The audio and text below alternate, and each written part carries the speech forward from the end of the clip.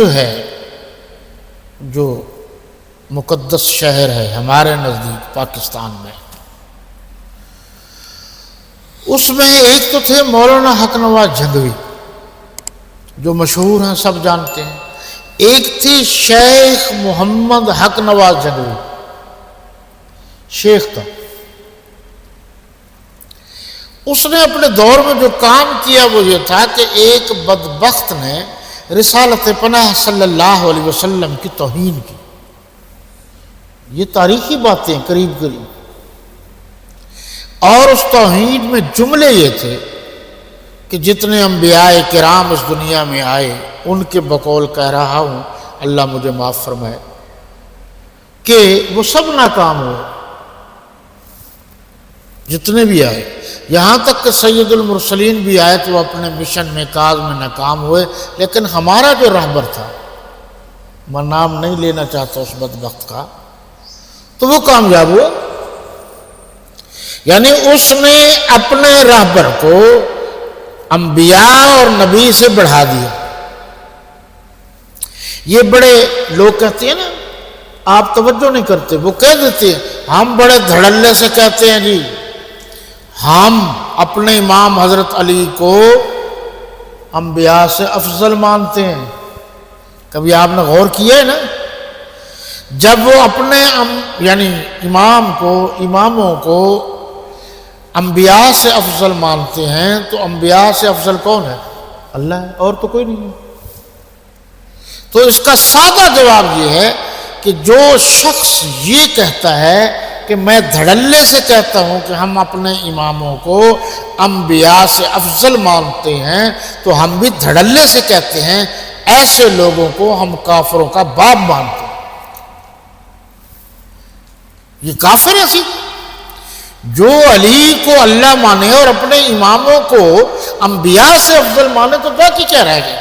اس پر کبھی بحث کریں گے پھر۔ اچھا جی، یہ لاہور میں وقوع ہوا،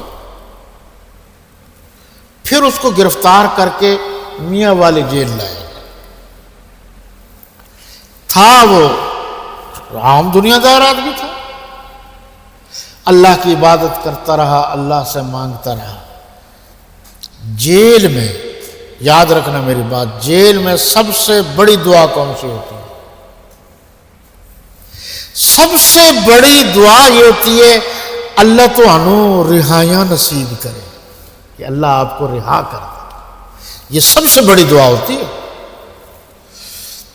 وہ وقت قریب آیا تو انہوں نے کہا جی آپ کوئی خواہش رکھتے ہیں، کوئی آخری فرمائش، خواہش؟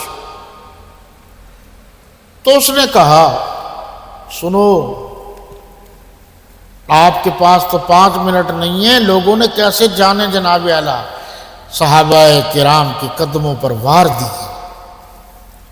اس نے کہا مجھے کسی چیز کی ضرورت نہیں، اگر آپ مجھے اجازت دیں تو میں اس تختہ دار پر کھڑے ہو کر کچھ نعرے لگانا چاہتا ہوں۔ اور اس نے یہ نعرے لگائے کہ صحابہ کرام کا دشمن مسلمان نہیں ہے، قرآن کا منکر مسلمان نہیں ہے، حضور کی ختم نبوت کا منکر مسلمان نہیں ہے، اہل بیت سے دشمنی رکھنے والا مسلمان نہیں ہے، جو حضور کو صحابہ سے یا صحابہ کو آقا دو جہاں سے جدا کرتا ہے، جو حضرت صدیق اکبر کی خلافت بلا فصل کا انکاری ہے، حضرت صدیق اکبر کی امامت کا انکاری ہے، ایسا شخص مسلمان نہیں۔ توجہ کیجیے، اس پر آپ کو پتہ ہے آخری مرحلے میں ایک کالا کپڑا پہنایا جاتا ہے تاکہ کچھ نظر نہ آئے، پھر اس کے بعد بڑا عجیب و غریب منظر ہوتا ہے جو قابل بیان نہیں ہو سکتا مجھ سے۔ تو اس نے غصے سے وہ سارا کپڑا اتارا۔ شیخ محمد حق نواز جھنگوی کہا کہ اس کے لیے تو ہم ساری زندگی لڑتے رہے ہیں، پھر آخر میں وہی کپڑا وہی کلر مجھ پر آ گیا، شہید ہو گیا۔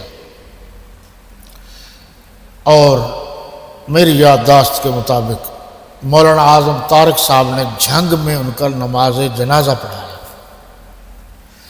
اور آج بھی جنگ کی سرزمین پر وہ آسودہ خاک ہے۔ اللہ ہمیں ان بزرگوں کی باتوں پر عمل کرنے کی توفیق دے جو صحیح معنوں میں سچے تھے، اللہ یعنی وحدانیت کے، حضور یعنی حضور کی ختم نبوت کے، صحابہ کرام و اہل بیت کی نوکری کو اپنا اعزاز سمجھتے تھے۔ وما علینا الا البلاغ۔